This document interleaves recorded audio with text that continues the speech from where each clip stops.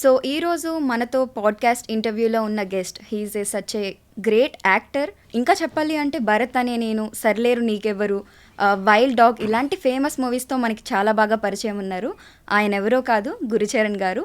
ఆయనతో మాట్లాడి మరిన్ని విషయాలు తెలుసుకుందాం. హాయ్ గురు.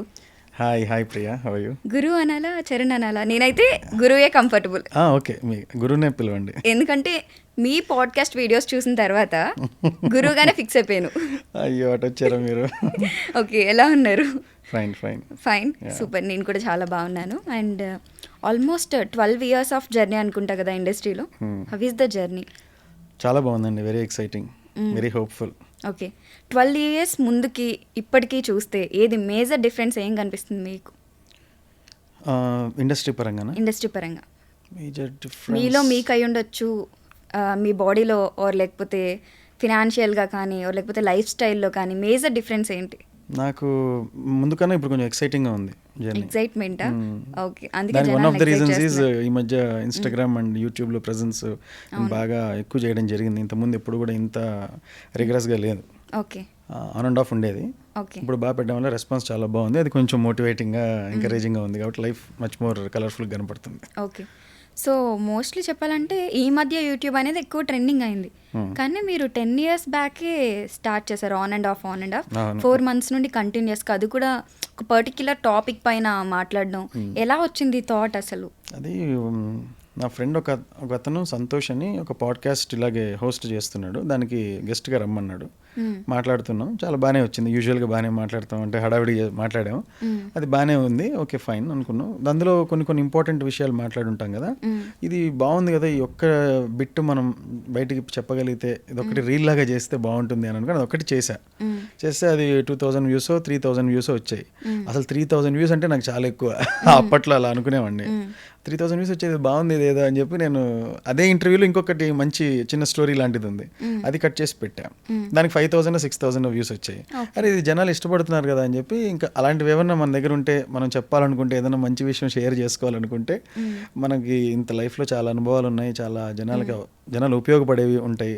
వాళ్ళకి వాళ్ళు చేసి నేర్చుకోవడం కన్నా నేను ఏదైనా తప్పు చేస్తుంటే దాని నుంచి నేను నేర్చుకున్న లెసన్ అది నేను షేర్ చేసుకుంటే వాళ్ళకి ఉపయోగపడుతుంది కదా అని I started sharing my experiences. అది జనాలకు బాగా కనెక్ట్ అయింది. నేను ఎక్స్పెక్ట్ చేయలేదు. ఈ నరేషన్ ఎక్కడి నుండి వస్తుంది అసలు? అంటే ప్రతిదానికి కూడా ఒక కథ చెప్పి ఇది నీతి అన్నట్టుంటాయి మీ వీడియోస్. అంటే ఈ నరేషన్ ఎలాగా? అంటే ముందే ప్రాక్టీస్ చేయడమో, స్క్రిప్ట్ రాయడం అలాంటివి ఏమైనా ఉన్నాయా?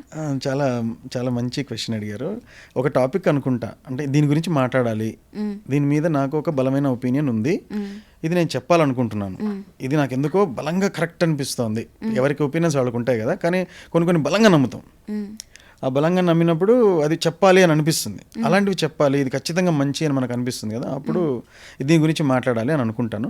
ఏం మాట్లాడాలి అని ఒకసారి కళ్ళు మూసుకొని అలా చిన్న రివిజన్ చేసుకుని స్క్రిప్ట్స్ ఏం రాసుకొని. ఓకే, అయితే చాలా మందికున్న డౌట్, మీ యూట్యూబ్ చూసే వాళ్ళకి, ఇలా ఒక మైక్ కనిపిస్తుంది, మీరు ఆపోజిట్ ఇలా చూసి మాట్లాడతారు, ఎవరు మనుషులు ఉన్నారా లేరా? అది యాక్చువల్గా ఇలాగే మంచి విషయాలు కదా మాట్లాడేది, కొంచెం ఇంట్రెస్టింగ్గా ఉండేటప్పటికి అక్కడ స్టూడియోలో ఉండేవాళ్ళు, ఇప్పుడు మన వాళ్ళు ఉన్నారు కదా మన టీం, అలాగే అక్కడ కూడా కొంతమంది టీం ఉన్నారు. వాళ్ళు వచ్చి అక్కడ కెమెరా పక్కనే కూర్చొని వింటుంటారు. వాళ్ళు అక్కడ ఉండంగా నేను కెమెరా చూసి చెప్తుంటే అది నాకు ఎందుకో అంత సెట్ కాలేదు. వాళ్ళు ఉన్నారు కదా మనుషులు, వాళ్ళతోనే చెప్దామని అనిపించింది. వాళ్ళతో చెప్పడం మొదలు పెట్టాక ఏమైందంటే వాళ్ళ రియాక్షన్ బాగుండేటప్పుడు నాకు నరేషన్ బాగా వస్తుంది. సో ఎవరన్నా మనకి రిసీవర్ ఉన్నారు అనుకున్నప్పుడు అది మచ్ మోర్ ఎంగేజింగ్గా ఉంటుంది కదా. సో అందుకని అది బాగా వచ్చింది. అందుకని నేను కెమెరా చూస్తే అది ఒక గోడకు చెప్పడం కన్నా మనిషికి చెప్పడం బాగుంటుంది కదా, అందుకని కెమెరా పక్కనే వాళ్ళు కూర్చోంటారు, వాళ్ళకి చెప్తుంటాను. ఎట్ ఎ టైం 2 పనులు, ఇటు రికార్డ్ అవుతుంది, యూట్యూబ్ లో పెట్టచ్చు, ఇటు వీళ్ళకి చెప్పొచ్చు అని వాళ్ళు ఇంట్రెస్టెడ్ గా ఉన్నారు కాబట్టి. వాళ్ళు నేను స్టూడియోకి వస్తున్నట్టు చాలా ఎక్సైటెడ్ గా ఉంటారు అనమాట. ఏ గురు బ్రో ఇస్ కమింగ్, ఈ రోజు మనకు ఒక 2 hours ఫుల్ గా బాగా మంచి విషయాలు దొరుకుతాయి అన్నట్టు. ఒకసారి 2-3 కూర్చుంటారు, ఒకసారి అక్కడొకరు కూర్చుంటారు, అలా అందరితో ఇట్లా మాట్లాడుతూ చెప్తా. చూసే వాళ్ళకి ఎందుకు పక్కకు చూస్తున్నాడు అనిపిస్తుంది, కానీ ఎటు చూస్తే ఏమైంది, మనం బాగా చెప్పాలి అంతే. చెప్పడానికి ఒక వాళ్ళు వింటున్నారు, మనిషికి చెప్తే బాగుంటుంది కదా, ఇంకా కెమెరాకి చెప్తేనే కొంచెం ఆర్టిఫిషియల్గా ఉంటుంది అనిపిస్తుంది. Okay, so industry journey start అయిన తర్వాత ఫస్ట్ ఫిల్మ్ ఏంటి మీది? కేస్ నెంబర్ 666/2013 అనేది ఒక ఫిల్మ్. ఓకే, ఆ ఫిలింలో అదొక found footage film. Found footage అంటే తెలుసా మీకు? ఫౌండ్ ఫుటేజ్ అంటే ఏంటంటే కెమెరా లోపల ఇది ఉంటుంది కదా, SD కార్డ్, ఆ ఎస్డి కార్డ్స్ ఒక 4-5 దొరికాయి అనుకోండి మీకు, అందులో ఉండే ఫుటేజ్ని మీరు ఎక్స్పోజ్ చేసి చూసారనుకోండి, అక్కడ ఒక స్టోరీ ఉంటుంది, ఈ కార్డులో ఒక స్టోరీ ఉంటుంది, అక్కడ ఒకటి కనెక్ట్ అవుద్ది, ఇక్కడ ఒకటి, అవన్నీ కలిపితే ఒక స్టోరీ అవుద్ది చూసారా, అదే ఫౌండ్ ఫుటేజ్. మిక్సీ అంతా మిక్సీ చేసినట్ట ఫౌండ్ ఫుటేజ్ అనే ఒక క్లాస్ టర్మ్ ని మిక్సీ అని కొట్టేశారు మీరు. ఓకే, ఎనీవేస్ జనాలకు అర్థం అవ్వాలి నా అలాగా, అంటే సింపుల్ గా అర్థం చేసుకోండి, అన్ని కలిపి మిక్స్ అలాగా. ఇది ఒక మిక్సీ ఫిల్మ్ అంటే బాగుండదు కాబట్టి ఫౌండ్ ఫుటేజ్ అనేది కరెక్ట్ టర్మ్ అనమాట. ఓకే. సో కొన్ని కెమెరాస్లో కొన్ని కార్డ్స్ దొరికాయి అనుకోండి, అందులో ఉండే ఫుటేజ్ అంతా ఒక క్రమంగా ఒక చోట ఆర్డర్గా పెడితే ఒక స్టోరీ ఫామ్ అవుద్ది. ఇప్పుడు మీ మొబైల్ నుంచి తీసినా కూడా మీరు గత 6 నెలల నుంచి మీరు చేసిన యాక్టివిటీస్ అన్ని ఒక ఆర్డర్ తీసుకుని చిన్న స్టోరీ ఫామ్ అవుతుంది తెలియకనే. సో అలాగా ఫుటేజ్ నుంచి ఒక స్టోరీ లేదా ఒక కేసుకి సంబంధించిన డీటెయిల్స్ తీసుకోవడం అనేది అదొక ఫౌండ్ ఫుటేజ్ ఫిల్మ్ అని అంటారు. బ్లేర్ విచ్ ప్రాజెక్ట్ అని హాలీవుడ్లో అది సెన్సేషనల్ హిట్ అనమాట. సో అలాంటి అటెంప్ట్ అనమాట ఈ సినిమా కూడా. ఈ సినిమాలో కూడా 2-3 ఫ్రెండ్స్కి కెమెరాలు ఉంటాయి, అందరు మాయమైపోతారు, డిజపియర్ అయిపోయి తప్పిపోతారు, వాళ్ళ ఎస్డి కార్డులు పోలీసులు దొరుకుతాయి, అందులో ఉండే కార్డ్స్ ఉంటాయి కదా, అందులో ఉండే ఫుటేజ్ అంతా కూడా ఆర్డర్లో పెడితే ఒక స్టోరీ వస్తుంది, అదే సినిమా. ఓకే, అంటే స్క్రీన్ ప్లే మీద ఎక్కువ నడుస్తుంది అనుకుంటా మూవీ అంతా కూడా. అందులో మీకు అలాంటి దగ్గర మనకు ఒక చిన్న రిస్క్ ఉంది, ఏంటో తెలుసా, బ్యాక్గ్రౌండ్ మ్యూజిక్ ఉండదు, ఎందుకంటే ఫౌండ్ ఫుటేజ్ కదా, అందులో మ్యూజిక్ ఏ ఉండదు కదా. ఒక దయ్యం వచ్చినా సరే అలాంటి సౌండ్ ఉండదు, మామూలుగా వచ్చి వెళ్ళిపోవాలి.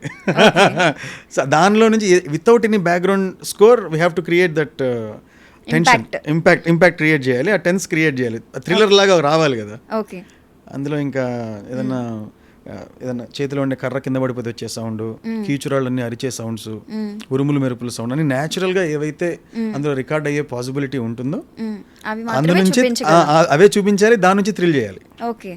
సో టోటల్ ఎన్ని ఫిల్మ్స్ చేశారు? ఒక 20 to 25 చేస్తుంటారండి. ఓకే. కానీ బాగా తెలిసిన ఫిల్మ్స్ అయితే సంపూర్ణేష్ గారివి, అండ్ దెన్ భరత్, అదే నేను ఇంట్రోలో ఏవైతే ఫిల్మ్స్ చెప్పానో అవి కదా. భరత్ నేను సర్లే నీకు, రెండు కూడా మహేష్ బాబు గారితోనే వచ్చాయి. ఏదన్నా మీకు ఏదన్నా పర్సనల్ గా ఆయనతో ఫ్రెండ్షిప్ కానీ లేకపోతే ఏదన్నా ఉందా? లేదు. మరి ఎలా రెండు ఆయనతోనే?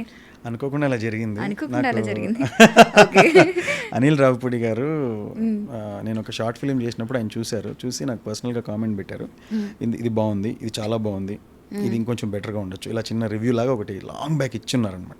ఆ రకంగా ఆయనకి నేను యాక్టింగ్ అంటే నాకు ఇష్టమని, నాకు మంచి రోల్ ఇవ్వాలని ఆయన అనుకుంటూ ఉండేవారు.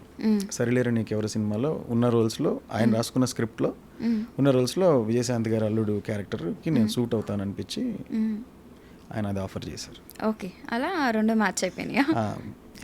ఓకే. అండ్ భరత్ అనే నేను సినిమాలో కొరటాల శివ గారిని అప్రోచ్ అయినప్పుడు ఆయన ఇందులో రోల్ ఇచ్చారు. అనుకోకుండా అది ఎడిటింగ్లో ఆ సీన్ కట్ అయిపోయింది. సో సినిమాలో అది ఉండదు, నేను యాక్ట్ చేసిన 2 సీన్స్ ఉండవు. అది తర్వాత యూట్యూబ్లో రిలీజ్ చేశారు, అది చాలా పాపులర్ అయింది. ఇది నేను అనుకున్న ఫస్ట్ మీ సీన్స్ లేవండి అని చెప్పినప్పుడు ఎవరికైనా కొంచెం బాధ వేస్తుంది కదా, మహేష్ బాబు గారితో యాక్ట్ చేసినప్పుడు. అది నేను బాగా చేశాను, అంటే మంచి సీన్ అనమాట. అది cinema in favour of cinema డెసిషన్లు తీసుకుంటారు ఎవరైనా, మీకనో నాకనో డైరెక్టర్ కనో హీరో కనో కాకుండా కథకి సినిమాకి ఏదైతే హెల్ప్ అవుతుందో అదే ఉంచుతారు. అలా ఉంచే క్రమంలో నాది పోయి ఉంటే దట్స్ ఓకే, ఎందుకంటే సినిమా బాగుండాలి, మంది పెట్టి సినిమా బాగాలేకపోతే ఏం లాభం. సో దట్స్ ఓకే, ఎడిటింగ్లో పోతే పోయిందిలే అనుకున్నా. కానీ ఈ సీన్ యూట్యూబ్లో రిలీజ్ అయిన తర్వాత ఇది థియేటర్లో ఉంటే బాగుండు అని అన్నారు చాలా మంది వెబ్సైట్స్ రాశాయి, ఈ సీన్ కనుక థియేటర్లో ఉంటే దద్దరి లేదు థియేటర్ అది ఇదని రాశారు. Still I remember the head line. అసలు అన్నిటికన్నా గొప్ప విషయం ఒకటి చెప్పాలి మీకు, కొరటాల శివ గారిని మన టీఎన్ఆర్ గారు ఇంటర్వ్యూ చేస్తున్నారు. నేను అప్పుడే సినిమా రిలీజ్ అయింది, మన సీన్ ఎలాగూ లేదు, కొరటాల శివ గారి ఇంటర్వ్యూ వస్తుంది కదా టీఎన్ఆర్ గారి, దీన్ని పడుకొని చూస్తున్నా. టక్కని టీఎన్ఆర్ గారు గురుచరణ్ సీన్ రాలేదేంటండి సినిమాలో అడిగారు. అడిగితే ఉలిక్కిపడి లేచి కూర్చున్నా, ఏంటి నా పేరు అడిగారేంటి అని. అడిగితే ఆయన కొరటాల శివ గారు, అబ్బాయి బాగా చేశాడండి ఆ రోజు, ఆ సీన్ ఉంటుందా ఉండదా అని నాకే కొంచెం డౌట్ ఉండింది, 4 hours షూట్ చేశాను, కరెక్ట్గా అబ్బాయి ఆ సీన్లోనే పడ్డాడు, అది రిపీట్ అవుద్దేమో అనుకుని నేను శ్రీకర్ ప్రసాద్ గారు డిస్కస్ చేసుకుని ఆ సీన్ తీసేసాము, బట్ యూట్యూబ్లో త్వరలో పెట్టేస్తాను అని చెప్పారు ఆయన. ఇంకా నాకు అసలు పిచ్చెక్కిపోయింది, ఏంటి అసలు సినిమాలో ఉన్నా కూడా అంత ఇంపాక్ట్ రాదేమో, సినిమాలో డిలీట్ అయినందుకు టీఎన్ఆర్ గారు నా పేరుతో గుర్తు చేయడం, ఆయన కొరటాల శివ గారు ఎక్స్క్లూజివ్గా నా గురించే మంచి యాక్టర్ అని చెప్తూ మాట్లాడటం, అరే సినిమాలో ఉన్న కూడా ఫీడ్బ్యాక్ రాదు కదా, మనకి మంచిగా జరిగిందిలే అని అనుకున్నా. ఓకే. తర్వాత టీఎన్ఆర్ గారిని ఎప్పుడన్నా కనెక్ట్ అయ్యారా? యాక్చువల్గా టీఎన్ఆర్ గారు లాంగ్ బ్యాక్ నేను షార్ట్ ఫిల్మ్స్ అది చేసి నా యాక్టింగ్ ఏదో ప్రాజెక్ట్ చేసుకునే రోజుల్లో ఆయన ఫేస్బుక్లో జస్ట్ ఊరికి పంపి చూడండి సార్ అని అనేవాడిని. అయినప్పుడు ఇదెవరో బాగా చేశారండి, డైరెక్టరా మీరు అని అన్నారు. కాదండి యాక్టర్ అంటే, ఇందులో చేసింది యాక్టర్ మీరా, ఇందులో హీరోగా చేసింది మీరా? అవును సార్. చాలా బాగా చేస్తున్నారండి, వెరీ గుడ్ వెరీ గుడ్, ఇందులో మీరు అనుకోలేదు, మీరు చాలా బాగా చేస్తారనమాట. ఇది అయితే నేను నా సర్కిల్ అందరికీ మిమ్మల్ని ఇంట్రడ్యూస్ చేస్తాను. ఓకే వెరీ గుడ్ అండి, ఇప్పుడు నన్ను ఇది షేర్ చేయండి అని మాత్రం అలా అడగండి, కానీ నేను మీకు చాలా మంచి కాంటాక్ట్స్ మేము ఇంట్రడ్యూస్ చేస్తాను, ఓకేనా? వెరీ గుడ్, చాలా బాగుంది మీ యాక్టింగ్, ఇంత నేచురల్ యాక్టింగ్ నేను ఈ మధ్య చూడలేదండి అని నాకు అప్రిషియేట్ చేశారు. So that is on and of నేను ఆయనతో మాట్లాడుతూ ఉండేవాడిని, అక్కడక్కడ పార్టీస్లో మీట్ అయ్యేవాళ్ళం. ఆయన గురువు నువ్వు అక్కడక్కడ ఎక్కడ పడితే అక్కడ ఇంటర్వ్యూలు ఇవ్వద్దు, మనం చేద్దాం లాంగ్, అప్పుడు ఆయన లాంగ్ ఇంటర్వ్యూస్ చేసేవాళ్ళు కదా, లాంగ్ ఇంటర్వ్యూస్ చేద్దాము, మొత్తం మన ఇంటర్వ్యూలోనే నువ్వు చెప్దు కానీ నీ జర్నీ అంతా కూడా ఆయన అప్పుడప్పుడు కలిసినప్పుడు ఇలా చెప్పేవాళ్ళు. నేను ఎంత టీఎన్ఆర్ గారి ఇంటర్వ్యూస్ ఆల్మోస్ట్ ఆయన ఒక 30-40 చేస్తుంటే, ఎక్కువ చేశారు, అందులో నేను దాదాపుగా 30-50% అన్ని interviews full 5 hours 6 hours 3 hours 2 hours అన్నీ చూశాను. కొన్ని అయితే నాకు ఇష్టమైన ఇంటర్వ్యూలు 2-3 సార్లు చూశాను, 3 hours 4 hours. సో యాక్టర్గా ఏదో ఒక రోజు నేను కూడా ఒక మంచి సినిమా చేయాలి, టీఎన్ఆర్ గారు పిలవాలి, నేను కూడా ఆయనతో డిస్కస్ చేయాలి, మంచి క్వశ్చన్ అడిగితే ఇది ఈ చైర్లో నేను ఉండాలి, ఆ చైర్లో ఆయన ఉండాలి, సార్ నేను ఇలా మీతో ఇలా ఒక మంచి సినిమా చేసి అది హిట్ అయ్యి మీతో డిస్కషన్కి ఐ డ్రీమ్ మీడియాకి ఇంటర్వ్యూకి రావాలి, మీతో డిస్కస్ చేయాలని నాకు ఉండింది సార్. ఇన్నాళ్ళకి అది పాసిబుల్ అయిందని నేను చెప్తున్నట్టు, ఆయన రిసీవ్ చేసుకొని మేమంతా ఇలా మాట్లాడుకుంటున్నట్టు, నేను సక్సెస్ అక్కడికి వెళ్ళాలని ఎంత బలంగా కలలు కంటూ ఉండేవాడిని అంటే, నేను సక్సెస్ అవ్వాలి, దాని రిజల్ట్గా ఐ డ్రీమ్ మీడియాలో టీఎన్ఆర్ గారి షోలో ఉండాలి, ఆయనతో మాట్లాడుతున్నట్టు విజువలైజ్ చేసుకోవడం, ఊహించుకోవడం అలా నా బ్రెయిన్కి టీఎన్ఆర్ గారితో కూర్చొని డిస్కస్ చేయడం అనేది ఒక వ్యసనంలో అలవాటు అయిపోయింది అనమాట. నేను సక్సెస్ అవుతాను, అక్కడికి వెళ్తాను, సక్సెస్ అవుతాను, ఆయనతో కూర్చుంటాను, ఇదే ఉండింది. కరోనా టైంలో ఆయన పోయిన తర్వాత ఎంత ఏడ్చానంటే, అసలు నేను ఆయనకి అంత కనెక్ట్ అయి ఉన్నానా అని నాకు అప్పుడు తెలిసింది, ఆ ఏడుపులో తెలిసింది నాకు, ఎందుకు ఇంత ఏడుపు వస్తుంది నాకు అంటే. తెలిసిన వాళ్ళకి ఎవరో హెల్ప్ చేయాలనుకోరు, బేసిక్గా మీరు ఎవరో తెలియనప్పుడు మీలో ఉన్న టాలెంట్ని గుర్తు చేసి ఆయన హెల్ప్ చేయాలనుకున్నారు మీకు. అనుకున్న దాని తర్వాత కూడా is a very nice person and sir మీ ఇంటర్వ్యూలో ఇది అంత నచ్చలేదు సార్ అంటే, అవునండి అది ఇంకొంచెం బాగుండి ఉండాల్సింది, కరెక్టే మీరు చెప్పింది, హుందాగా ఆయన నాకు రెస్పాన్స్ ఇచ్చేవారు. ఐఎమ్ నో బిగ్ పర్సన్ కదా, అయినప్పటికీ నాకు చాలా హుందాగా రెస్పాన్స్ ఇచ్చేవారు, చాలా అప్యాయంగా పలకరించేవారు. ఆయన ఇంటర్వ్యూస్ అంత ఓపిక, అసలు అటెన్షన్ స్పాన్ అంతా తగ్గుతున్న రోజుల్లో 3 గంటలు 4 గంటలు షోస్ ఆయన నిలబెట్టేవారు. అప్పటికే ఆయనకు మిలియన్స్లో వ్యూస్ వచ్చేవి, సామాన్యమైన విషయం కాదు. నేను ఆయన్ని సార్ మీరు ఎంత నాలెడ్జ్ మాకు ఇస్తున్నారు, నేను మిమ్మల్ని ఇంటర్వ్యూ చేయొచ్చా, ఒక్క అవకాశం ఇవ్వండి, నాకు చాలా క్వశ్చన్స్ ఉన్నాయి అని నేను అడిగేవాడిని. వద్దు నేను నన్ను చాలా మంది అడిగారు, నేను ఇవ్వదలుచుకోలేదు, గోల్స్ వేరే ఉన్నాయి అది ఇది అని చెప్పుకొచ్చేవాళ్ళు. సార్ టీఎన్ఆర్ గారు మీరు ఎక్కడున్నారో, నేను ఐ డ్రీమ్కి వచ్చాను, మీరు లేరు సార్. ఓకే, ఆయన ఎక్కడున్నా చూస్తూ ఉంటారు అనుకుందాం. ఇప్పుడైతే spirit is there, TNR lives అని నేను ఒక పోస్ట్ కూడా పెట్టాను ఆయన పోయినప్పుడు. ఓకే, తమన్నా గారితో కూడా మీరు యాక్ట్ చేశారు బాగా.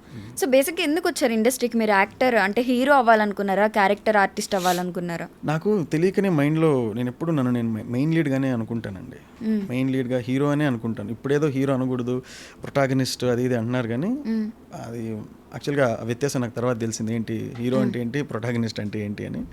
ఓకే ఎనీవేస్, నేను ఎప్పుడు మెయిన్ లీడ్గా ఉండాలి, ఒక సినిమానంతా భుజం మీద వేసుకొని, నాకు ఒక సినిమాని మొత్తం భుజం మీద వేసుకొని ముందు తీసుకెళ్ళడం అనేది ఎఫర్ట్లెస్గా చేయగలను అని నా నమ్మకం.